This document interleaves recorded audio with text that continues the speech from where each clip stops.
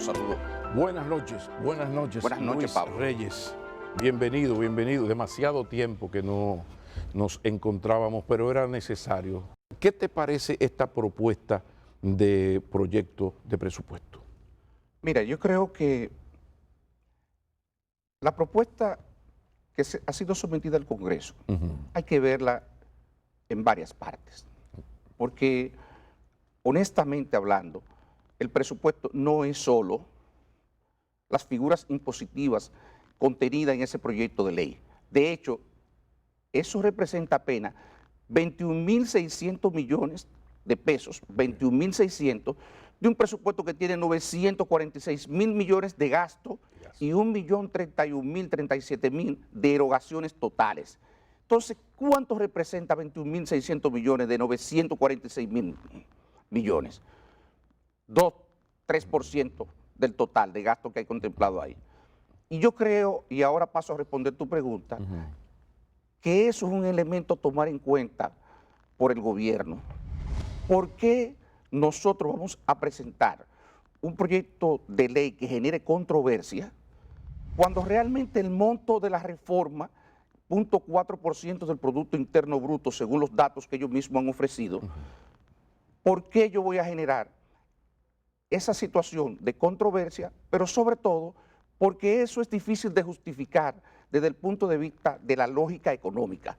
Tal como tú señalabas, en cualquier manual de economía, una de las cosas que uno aprende, estoy hablando de economía 1, macroeconomía 1, que en una situación de recesión, de debilitamiento de la economía, cuando la economía comienza a contraerse, como es el caso de República Dominicana, y una situación que se prevé que se va a mantener hasta el segundo trimestre del próximo año, porque no es verdad que con la debilidad que nosotros tenemos actualmente, y por más que se fortalezca, nosotros no vamos a crecer más en enero, marzo, que lo que crecimos el año pasado.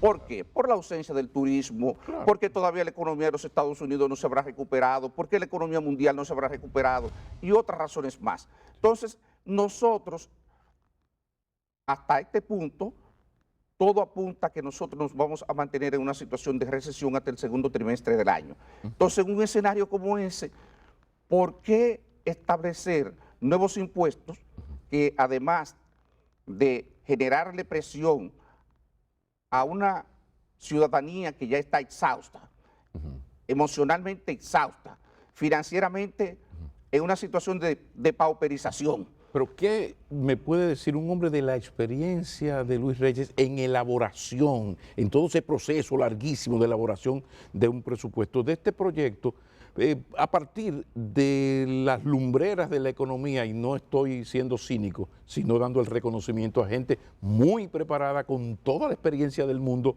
en la vida económica, que ha sido la que ha elaborado todo esto. Ahí no hay amateurs. No, así es, así es. Y algunos muy amigos tuyos. Así es, así O sea, es. ¿cómo se explica esto? ¿Cuál es la naiboa que uno desde su ignorancia, yo no le estoy viendo quizás?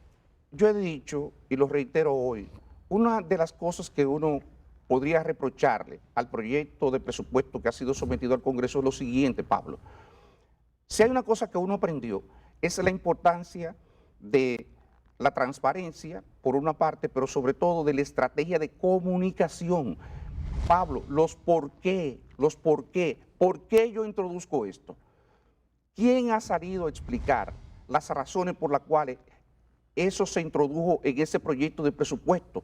No subestimemos esto.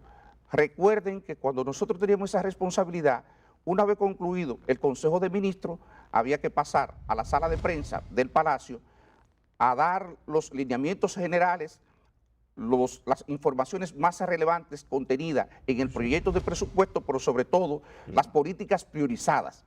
Y ahí era la oportunidad de explicar los por qué.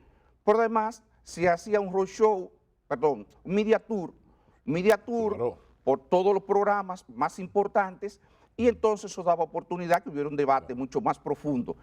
Y eso ahora no ha tenido lugar, y uno en esa situación le resulta imposible entender por qué se produjo esa decisión. Ahora, estamos hablando del presupuesto, pero dentro del tema presupuestario está la queja del presidente. Caramba, el PLD le ha dejado al PRM un país no quebrado, no, totalmente quebrado, pero además este asunto de dejar las arcas vacías, sin capacidad para cumplir los compromisos. ¿Qué le pasó al gobierno del PLD que hemos tenido esta reacción casi desesperada de los actuales funcionarios? ¿Qué pasó ahí? Mira, Totalmente creo quebrado, no quebrado, no, totalmente quebrado. Horrible. varias cosas contenidas en esa aseveración. Primero, recordar que nosotros vamos a tener que seguir emitiendo títulos de deuda, que se lo vamos a vender a inversionistas internacionales, fondos de inversiones, y que cuando usted dice, hace una afirmación como esa, de que el país está totalmente quebrado, hay que entender lo que eso significa, Pablo. Un país totalmente quebrado es un país que no tiene capacidad para honrar sus compromisos de deuda de corto Eso plazo. es casi sinónimo de default, lo que llaman ustedes Default, default. usted está en condiciones de Default. entrar en default, o sea, de incumplimiento Sí. de pago, Incumplimiento de de cesación de pago, Joder. cesación de pago, incumplimiento o cesación total de pago, porque no tengo la capacidad. Entonces, desde el punto de vista político partidario en la aldea nacional se podría entender, pero desde el punto de vista de la aldea global para esos mercados, ¿tú consideras que es un error Pero que el jefe de claro, Estado claro. plantee eso de esa manera? Pablo, en una ocasión un senador, nos encontramos en Washington, en el Fondo Monetario Internacional, y un senador del partido de gobierno en ese entonces dijo que iban a modificar, a bajar unos impuestos, que iban a reducir obviamente las recaudaciones fiscales. Y tuvimos que correr en los pasillos del fondo ante la reacción que eso provocó en el Fondo Monetario Internacional. Eso te da una idea de la dimensión, la repercusión que tienen estas afirmaciones. Pero paso ahora a aspectos más objetivos a darle respuesta a esto. Mira, yo digo, las cuentas al final hablan solas. Nosotros dejamos entre 35 y 40% del total de las apropiaciones. No hubo una sola institución del gobierno que no quedara con la nómina cubierta, que no quedara con sus gastos operacionales cubiertos. Y eso hay manera de demostrarlo. Pero de claro, uno luego, luego darse cuenta. Pero claro, tú pides, perdóname, la ejecución presupuestaria al mes de agosto y la compara con lo que tenía asignado las instituciones, y tú vas a ver que la institución, oye, Meto, incluso se va a ver, porque al final va a haber un informe de rendición de cuentas de la ejecución presupuestaria que hay que hacer todos los años, y ahí se ve incluso cuánto se ejecutó. Y si tú como ciudadano estás interesado y le pides a la Dirección General de Presupuestos que te dé la relación de gasto y lo que había disponible en términos de apropiación presupuestaria para cada una de las instituciones, la Dirección General de Presupuesto está en la obligación de ofrecerte esa información, pero es una información pública, abierta. Y por eso yo digo, no hace ningún sentido estar haciendo ese tipo sirviendo ese tipo de información. Pero quiero todavía precisar algunas cosas más. Okay. Nosotros creamos los 3 programas de asistencia social que cuestan 15,000 millones y lo pagamos durante los meses de mayo, junio, julio y agosto. Y el actual gobierno le ha dado continuidad a eso. En total, eso representa 45,000 millones que nosotros pagamos, más 88,000 del presupuesto suplementario, son unos 132, 133,000 millones de pesos, aproximadamente, 133,000 millones de pesos. Por otro lado, nosotros en el presupuesto suplementario que sometimos al Congreso, reconocimos una caída de 73,000 millones de pesos, es decir, gasto que estaba al descubierto, y le pedimos al Congreso que nos aprobara 150,000 millones para nosotros poder financiar, que nos aprobaran préstamos por 150,000 millones para nosotros poder financiar esos 73,000 millones, una parte de los programas sociales, los meses de mayo, junio y julio, y alguna otra cosa más. Pero los 73,000 millones es lo que quiero que quede en la mente de los televidentes. Entonces tenemos 73,000 millones. Posteriormente, esta administración somete un segundo presupuesto suplementario donde reconoce que hay una caída adicional a lo que nosotros identificamos por otros 61,000 millones de pesos. En total, eso te da 134,000 millones de pesos de caída en las recaudaciones. Y por otro lado, tú tienes programas sociales por 132, 133,000 millones de pesos también. Observa que las cifras son muy similares. Estamos hablando en total de más o menos 265,000 millones que quedan al descubierto en el presupuesto. Uno, por una caída en los ingresos y otro por los programas sociales, más los gastos en que se incurrieron para apoyar el sector salud. ¿Cuánto representa eso aproximadamente? Eso es lo que tenemos que ver. Representa más o menos 7% del PIB, 6-7% del PIB. Al final nosotros vamos a terminar con un déficit de 9-10%. Y tú tienes 6 o 7 explicado por eso. Lo otro es el mismo 2.5% que nosotros teníamos contemplado en el presupuesto original. ¿Dónde está entonces el dispendio y lo que nosotros dejamos?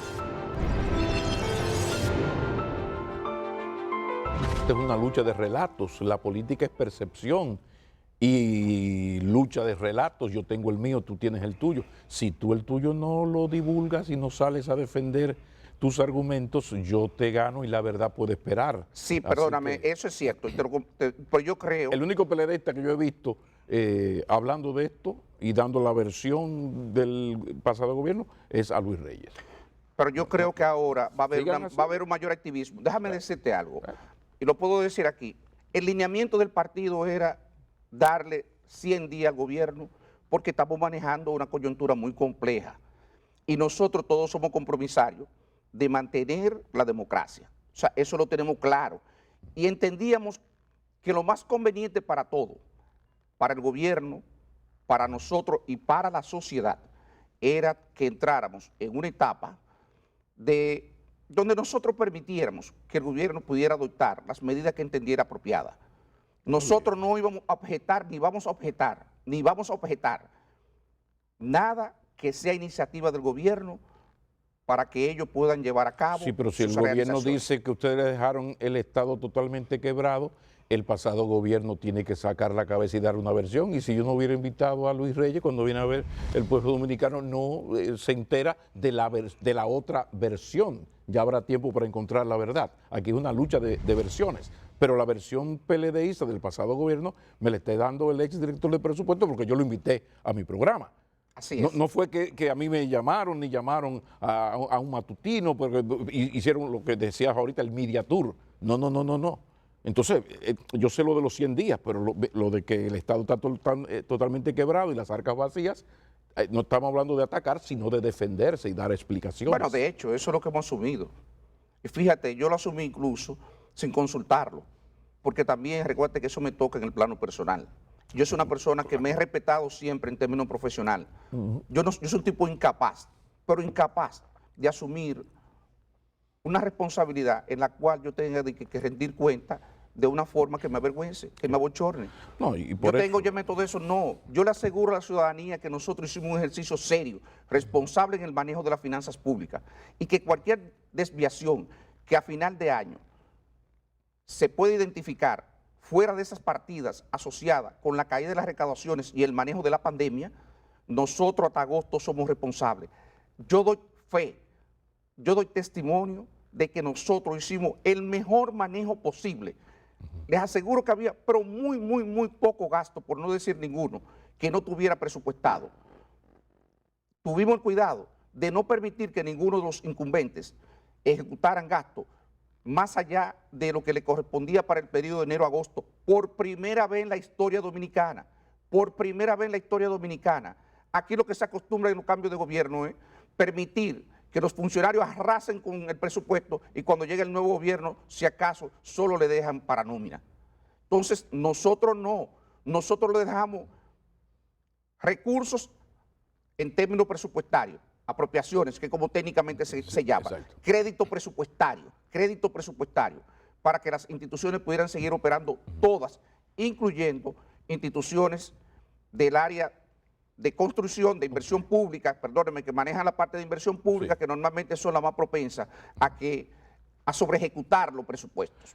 Por suerte este país es muy pequeño y aquí nos conocemos todos y la verdad sale flotando y hay un respeto que la gente se gana por su trayectoria y esto va por encima de militancia político partidaria. Hay gente en el PRM, en el Reformista, en el PRD, en el PLD que tiene un respeto que se ha ganado, que nadie tiene que regalárselo. Este país es muy pequeño, pero desde la experiencia de Luis Reyes, hay un problema, hay casi 22.000 millones que hay que buscarlo, ok.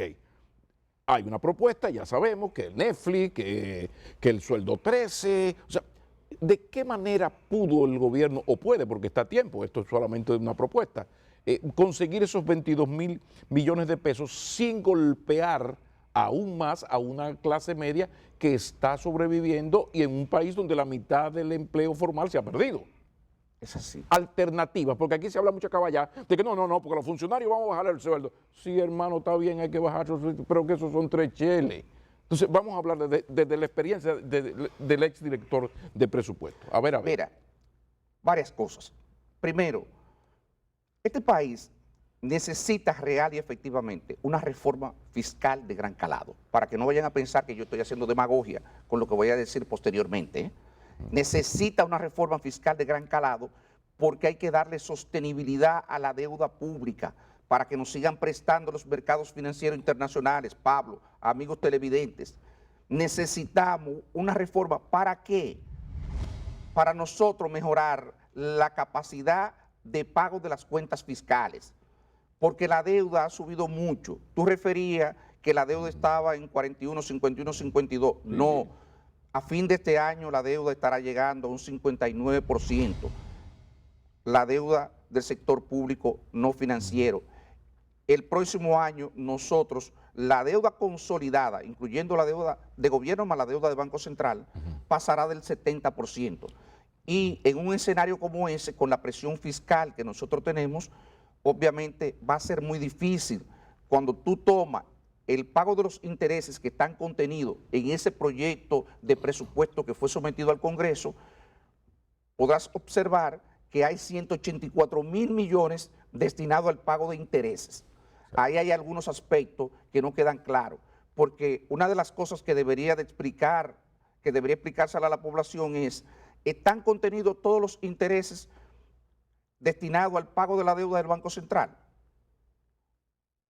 Que normalmente es 0.7% del Producto Interno Bruto, y por eso es que yo digo que los por qué es importante salir a explicarlo. Entonces, ¿cuánto representa 184.000 millones de pesos del total de ingresos que hay contenido en el presupuesto? Son 803.000 millones que hay contenido en el presupuesto.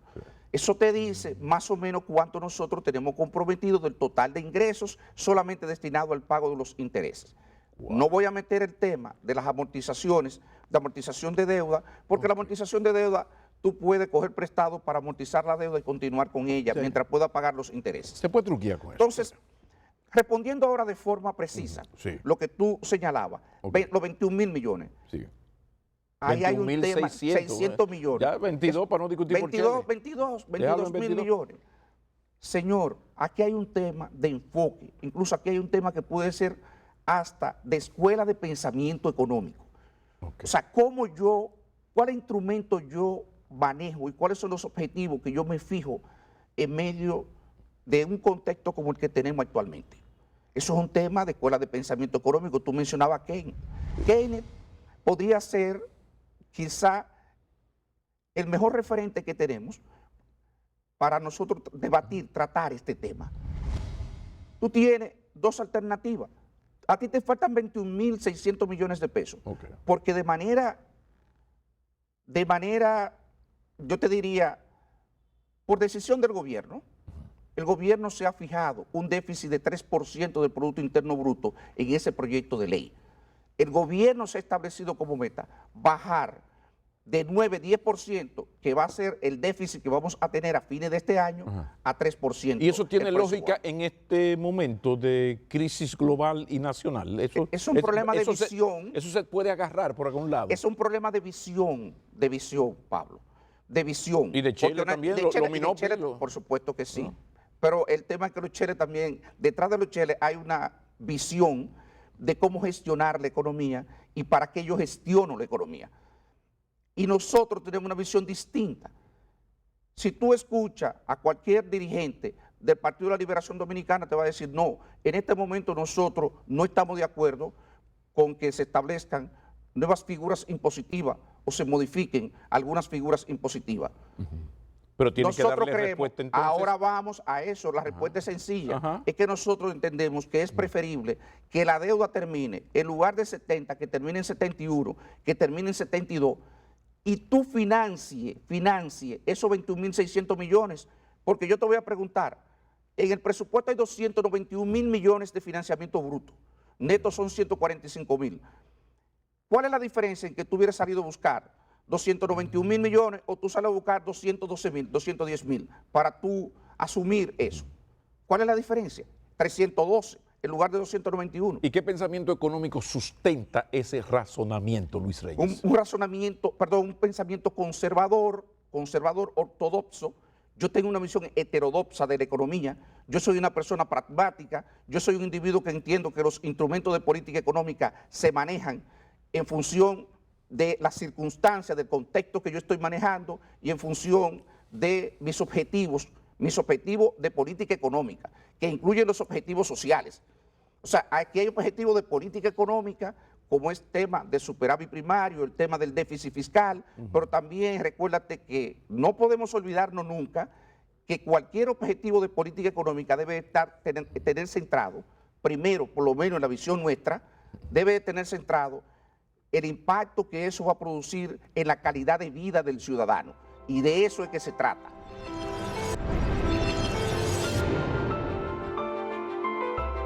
Y ahora pregunto yo, y esto no te toca solamente a ti, sino a todo el equipo económico, al expresidente Medina, los ministros de Economía. O sea, ¿por qué el PLD en sus años de bonanza de la economía dominicana, gobernando 2004, 2020, con un nivel de crecimiento que en este país una vez bajó el crecimiento a 4.9 y en Palacio hicieron bembita y hubo una crisis, 4.9. O sea, nosotros estábamos 5, 5.5, hasta 6, a veces 7.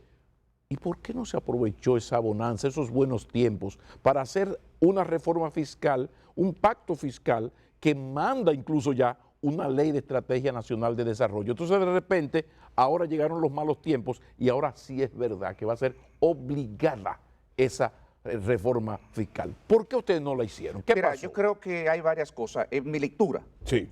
durante la transición del año 2016, hubo una discusión profunda, lo voy a decir por primera vez, esto es una primicia. Durante la transición de gobierno del año 2016, de junio a agosto, hubo una discusión intensa al interior del gobierno en torno a lo que deberían ser los lineamientos de la política fiscal de mediano plazo, o sea, el cuatrienio siguiente, 16-2020. Y ahí se debatió en profundidad el tema de una reforma fiscal, la pertinencia de una reforma fiscal.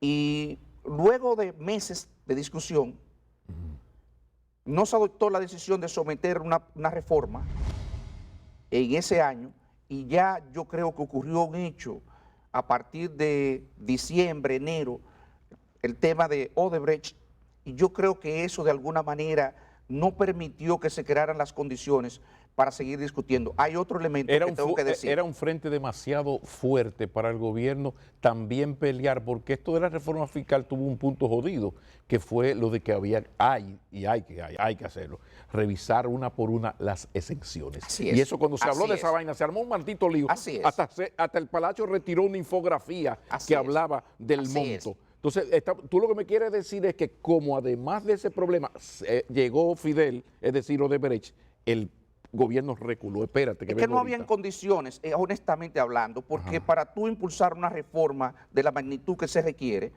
tú necesitas, yo te diría, una mayor armonía con las relaciones partido-sociedad, y establecer un nuevo pacto social donde se establezcan claramente cuáles son los lineamientos. Hay un segundo aspecto que también pesó mucho en ese sentido, y es, nosotros estábamos muy convencidos de que Punta Catalina iba a entrar mucho antes de lo que entró, y que Punta Catalina, como en efecto ha hecho en el presupuesto de este año, hay 250 millones de dólares que va a aportar Punta Catalina. Entonces, si Punta Catalina por un lado me generaba 250 millones de dólares, le contribuía a la arca al erario, pero al mismo tiempo me ayudaba a bajar otros 250 millones de dólares, los pagos que hacíamos a los generadores de energía, ese impacto que teníamos de 500 millones, el impacto neto que teníamos en el presupuesto, hago un paréntesis aquí, recordemos, la mitad del déficit del gobierno lo genera el sector eléctrico. Si yo logro disminuir dramáticamente las cuentas del sector eléctrico, los déficits del sector eléctrico, entonces yo no voy a tener la presión de, no es que no era necesario, para que no se vaya a confundir, pero no voy a tener la presión de tener que realizar una reforma fiscal de gran calado como si yo no tuviera Punta Catalina. Entonces eso pesó. Definitivamente, Punta Catalina comenzó a operar, pero ya comenzó a operar en el año 2020, sí. Y nosotros nos encontramos ya en ese punto, que es algo que yo quiero invitar a la reflexión. ¿Por qué la necesidad de la reforma? Porque hemos llegado a un punto donde el gasto público es muy rígido. O sea, rígido es que el espacio fiscal de que dispone el gobierno para nuevas políticas, para hacer nuevas cosas, ya prácticamente no existe. No existe. Y ustedes pueden ver, si ustedes toman ese proyecto de presupuesto, de que el 86% de ese gasto está comprometido en gasto corriente. La inversión pública es solamente un 14-15%. De cada peso que recibe el gobierno, 86 centavos lo gasta en gasto corriente, está comprometido ya, prácticamente comprometido. Y le quedan 14. Y le quedan 14. Otra manera de tú ver eso es de la siguiente manera. Tú tienes 946 mil millones de gastos, pero tú tienes 184 mil millones de intereses. Tienes 194 mil millones del 4% destinado a la educación preuniversitaria. 194 por un lado, más 184. Pero tiene también 103 mil, 107 mil destinados a salud. Y tú tienes que seguir pagando la nómina, por lo menos, del resto de las instituciones, el gasto operacional de las instituciones. Tú tienes comprometido ahí el 60, el 70% del presupuesto y todavía... Y eso que no lo da el 10% que debe darle al Poder Municipal, imagínate, si lo cumpliera. Ahora paso a afirmarte lo siguiente. Sí. Fíjate que en el mismo proyecto de ley, ellos someten, le piden una dispensa al Congreso para no cumplir con ninguna de esas leyes que establecen gastos. Eso se hace todos los años, ¿no? Es una práctica que nosotros la hacíamos también, para que no se vaya a creer que es una crítica que le estoy haciendo, porque nosotros mismos, incluso a mí me cuestionaron, me decían una y otra vez, ¿y por qué no modifican la ley? Y yo pensando dentro de mí, lo que pasa es que yo no lo puedo decir públicamente, pero ya yo lo puedo decir, ya yo lo puedo decir, Pablo, ya yo lo puedo decir. Yo pensaba, pero díganselo a los políticos, porque yo es verdad que tengo, yo meto que tengo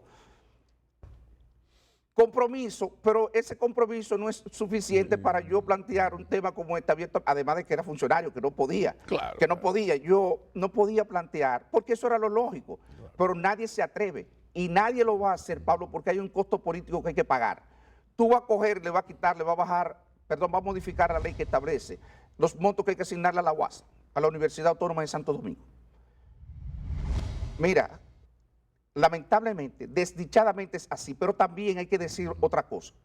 La mayoría de esas leyes que asignan gastos de manera especial fue resultado de populismo económico.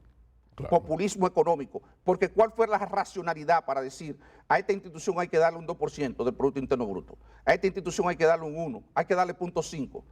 Incluso se dice eso, y lo dice del Poder Judicial, que por cierto yo creo que han hecho un gran esfuerzo de racionalidad, por racionalizar el gasto, porque el tema es que el criterio de racionalidad del gasto aplica para todos los órganos del Estado, sean órganos constitucionales o no. El principio de racionalidad debe aplicar para todo y usted debería de presentar un presupuesto que esté basado en esa racionalidad. ¿Y quién lo hace? Nadie lo hace. Y eso les resta a ellos también credibilidad para demandar al gobierno aumento de sueldo, de presupuesto. Pero precisamente por esas cosas es que se van postergando las cosas realmente fundamentales y de repente aparece un Trump dominicano, un Bolsonaro, Dominican Black People, y te gana un proceso electoral. Así es. Y dice, se volvió loco el pueblo dominicano votando por Donald Bolsonaro. No, él no se volvió loco, es que esa clase política no hizo lo que tenía que hacer porque aquí siempre hay unas jodidas elecciones que ganar. Es una cosa terrible. Se van postergando. Que por cierto, hablando de cosas importantes, se habla ahí en el proyecto de venta de activos, que 800.000, o qué. O sea, eso de venta de activos, eso se puede hacer tan simple y se explica ahí cuáles activos son, eso se puede hacer, eso no es más delicado de la cuenta. Otra vez volvemos al tema de los por qué, Ve de qué estrategia de vaina. comunicación, Pablo. Ajá. Pablo no puede mandar una pieza con una partida de 89.000 millones en los ingresos que provendrían de una venta de activos. Sí, 89.000. 89.000 Sí, millones, sí, sin tú explicar cuáles son esos activos y bajo qué modalidad tú vas a desprenderte de ese activo. Ahí hay muchas consideraciones. Otra vez volvemos al tema de las escuelas de pensamiento económico.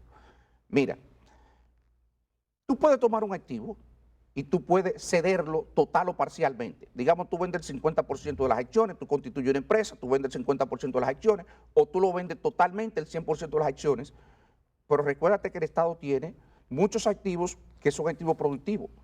Todas las plantas generadoras de las cuales, esas empresas de las cuales el Estado es socio, generan utilidades y tú perfectamente podrías tomar y crear un fideicomiso que administre esos fondos y titulizar, salir a los mercados, vender los flujos futuros y recibir 1.000, 1.500, 2.000 millones, depende de cómo cuadren las cuentas. Pero eso hay que salir a explicarlo, qué es lo que yo pretendo hacer y cuáles son los activos que yo pretendo desprenderme. Y esto no se explica. Me preocupa porque he visto declaraciones en el sentido de las dificultades que supuestamente tiene el proyecto de Punta Catalina y uno dice, pero si yo tengo el activo quizá más valioso que tiene el gobierno, es ese, ¿por qué tú sales a desmeritar a Punta Catalina si tú posiblemente te veas en una situación de tener que hacer una operación con un activo como ese, para no decir exactamente qué es ese?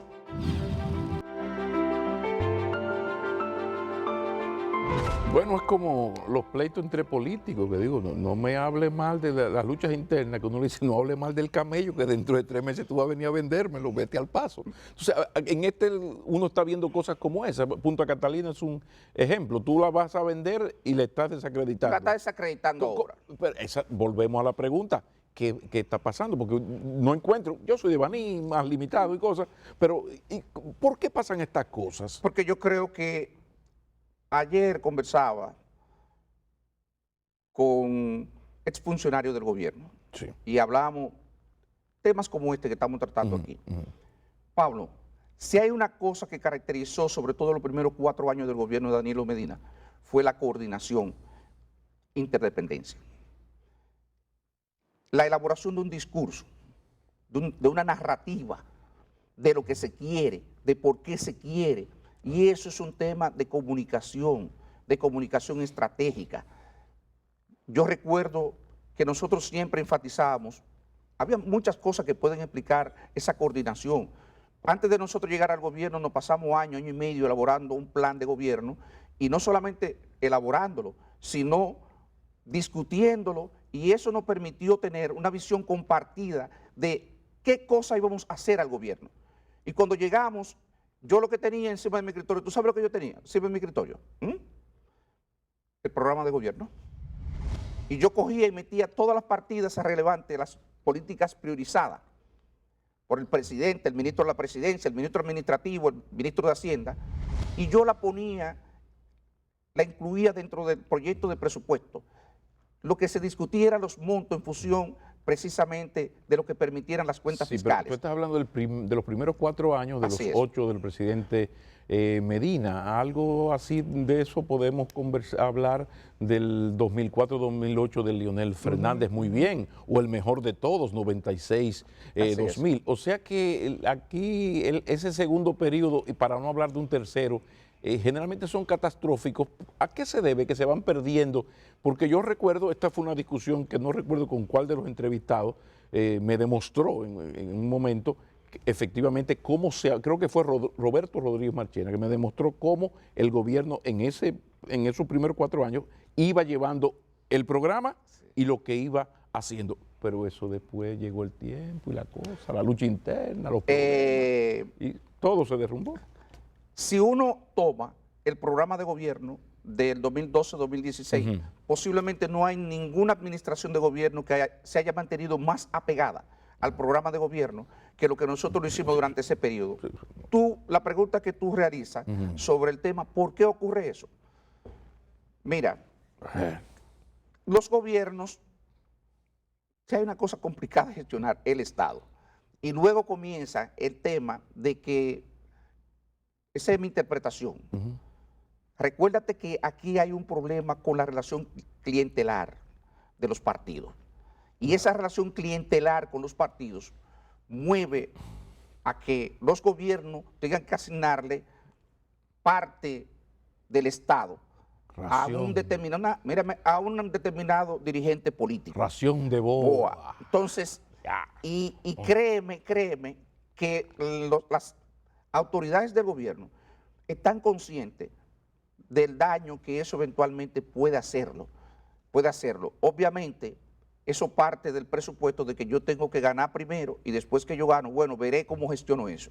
Y a veces la gestión de eso no resulta tan efectiva. Y en el caso del PLD, cuando Leonel Fernández y Danilo Medina insistieron en sus pleitos, todavía con más razón. Todo se derrumbó porque había otras razones de boa. Había más razones, oye, Beto, para eso.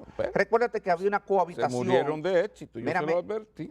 Esa cohabitación obligaba a tener que mantener parte de las estructuras, no importa de quién fuera, todo el que era PLDista tenía que estar cobijado bajo el gobierno, y entonces eso hacía todavía más complicado ese tema que tú refieres. En el 17 yo decía, si el que estuvo quiere volver y el que está quiere seguir, los dos se irán, pero se van a ir para la oposición, y se fueron. Finalmente, Luis Reyes, economista de los del número, ex director de presupuesto, PLDista donde hubiese un PLDista, porque él es muy técnico, pero no deja de ser también una persona con una militancia política pública y ejercida con mucha responsabilidad. Pero desde tu experiencia de economista, no solo en presupuesto, sino tu vida de economista al servicio del Estado, a partir de esa experiencia, ¿cómo tú oteas, cómo tú ves el futuro a corto plazo de la República Dominicana a partir de esto que tenemos? Déficit fiscal, posibilidad de una reforma, el mal momento del desempleo, el turismo no arranca. ¿Cómo tú lo ves finalmente, finalmente? Pablo, mira, nosotros estamos en una situación desde el punto de vista macroeconómico muy compleja. Y por eso cuando iniciaba la intervención decía, tenemos que tener una actitud de mucha comprensión. Fíjate que nosotros hemos sido muy cuidadosos con las críticas que hacemos al gobierno. Más que nada lo que estamos tratando de alertarlo. Es a manera de alerta, de exhortación, las intervenciones que nosotros estamos haciendo. Nosotros no estamos cuidando de no confrontar el gobierno. Nosotros no estamos cuidando de no destacar aspectos que nosotros podemos creer que son negativos del proyecto de presupuesto ni de ninguna acción que haya adoptado el gobierno. Pero hay una situación delicada, hay un entorno delicado. La situación de la economía más débil no puede ser. Y ahí se necesita que el gobierno actúe con gran sentido de responsabilidad y se dedique a gestionar la crisis que le ha tocado gestionar, la más importante que el país ha tenido, y posiblemente la humanidad en los últimos 90 años. Quizás solo la crisis del 29 puede ser comparable con esta crisis que está viviendo la humanidad. Estamos hablando de una caída promedio de las grandes economías de 8% del Producto Interno Bruto. Y sobre todo lo global, que no hay para dónde correr. Por eso, porque eso es exógeno, eso tú no lo manejas. Claro, hay aspectos que tú puedes manejar internamente, pero el tema del turismo, tú sabes cuándo vamos a recuperar el turismo. Tú sabes el impacto que va a tener en el mediano plazo el tema de que la gente se montara en un avión o no se montara en un avión. Entonces, ahí hay que tener cuidado. Yo creo de todas maneras que República Dominicana tiene un futuro brillante por lo siguiente. La resiliencia de esta economía ha sido demostrada una y otra vez. Tú tomas 2003, 2004, 91, toda la crisis importante y la República Dominicana ha salido airosa por lo siguiente. Tiene una estructura productiva fuerte y diversificada. Lo que hay que hacer es crear un clima de confianza para que los inversionistas nacionales e internacionales sigan creyendo en el potencial de esta economía. Yo lo creo. Luis Reyes, muchísimas gracias, como siempre, un gran placer y tiene que venir más, no se puede alejar tanto. No, yo te prometo que voy a venir más. La próxima vez yo te voy a tocar, oye, Meto, y tú vas a decir, mira, Pablo, tengo cosas que decir. Muy buenas noches.